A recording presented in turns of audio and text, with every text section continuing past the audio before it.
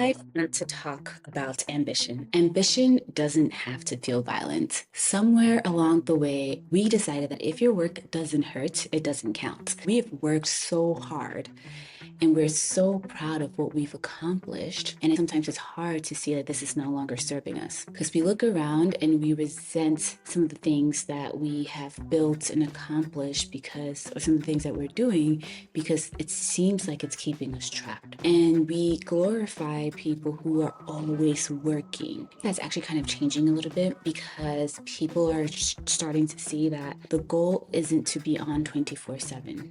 The goal isn't to be emotionally unregulated. The goal is to figure out your specific recipe of balance. Because a lot of adults, specifically millennials and Gen Z, are wondering if something is wrong with them because all of us, want impact and peace. And I'm just going to posit that it's not anti-ambition. It's not anti-wanting the best for ourselves.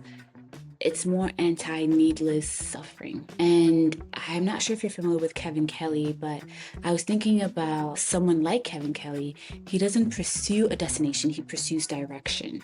He doesn't optimize for greatness, he optimizes for continuity. Doing to him is part of learning, and it's not a performance of certainty. So he's been able to navigate so many things, from media to tech to philanthropy. Like, he's everywhere. And what I really love about him is he's everywhere, but he's not super visible. And I think that that's a goal a lot of us are trying to reach right now, where we are stable in our craft, in the way that we think and we operate, stable in obviously the income that's coming in, but we are not forced to be visible 24/7. And what has struck me about his work the most is that it rhymes. It's wide, but it's coherent. That looks like, and what that means is that he's following his interests and he takes his interests very seriously. And because of that, he's always doing the next thing that makes sense in the link of questioning. So it's not necessarily chaos, but it is directional consistency. And I think that is what a lot of people also would like, because the world is changing so quickly. Technology, environments are changing so quickly that it doesn't really help us to say we're only going to do this one thing forever and ever and ever, amen. But there is a beauty in, okay, I was doing this thing, it triggered this thought from me or triggered this curiosity, let me move on along that pipeline, and you build on them. And I would say that most people don't have a passion problem. There's more of like a permission problem. We think enjoying our work means that we're not serious. We need to do some like hardcore things. And I reject that. I don't think that you need to white knuckle everything that you're doing. Otherwise, you're falling behind. I don't think you always need to be looking for the next thing, the promotion, the title, the whatever. I think if that's what you want, that is great. However, I don't think that needs to be the default of what you're going after. I think what a lot of people enjoy, and if you're watching this, you might enjoy too, is following your interests in a way that doesn't mean chasing dopamine, but noticing what keeps pulling at you over the years. It means letting your work evolve without burning your life down every 18 months. It means leaning into your experience. And if you've pivoted, changed industries, and you know what I'm talking about, you can keep moving, you can stay in line and still enjoy the ride.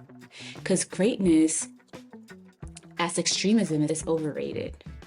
If being great requires you to be miserable, emotionally volatile, and absent from your own life, there's always going to be an undercurrent of sadness and actually resentment. I think a lot of folks are resenting the life that they've built because you look at your job, you look at all the things you've done, and you can't really escape from it, because it would probably mean cutting back drastically, but then you're comfortable.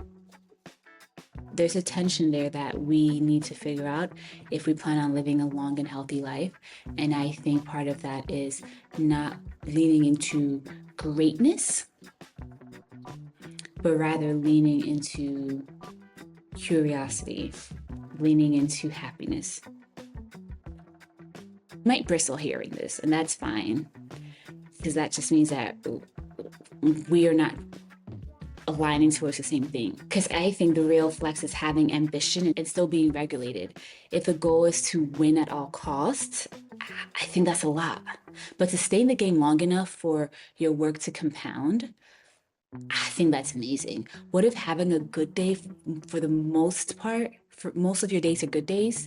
It's not a lack of ambition, but it's evidence of alignment. I think that's pretty cool. I think really looking at what am I curious about? What makes me happy? What does my day-to-day happiness look like?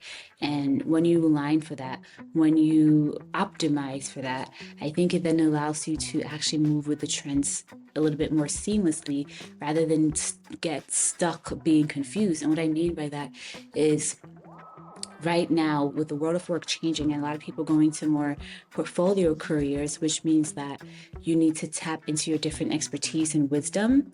If you are someone who's just like must reach the top at all costs, then I think it becomes harder to say, hey, actually, this thing right now is not going to work. Let me pivot to this thing.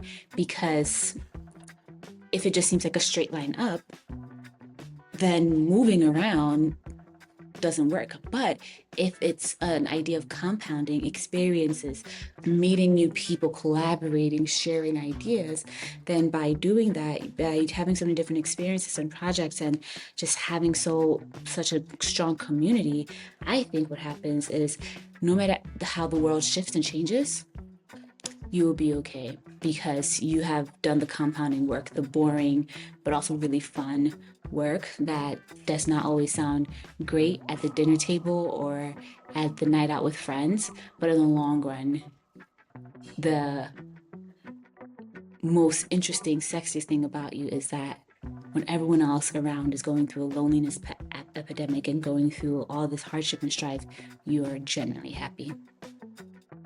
Because we've been trained to introduce ourselves with credentials, the titles we have, the wins we have, the logos, the status.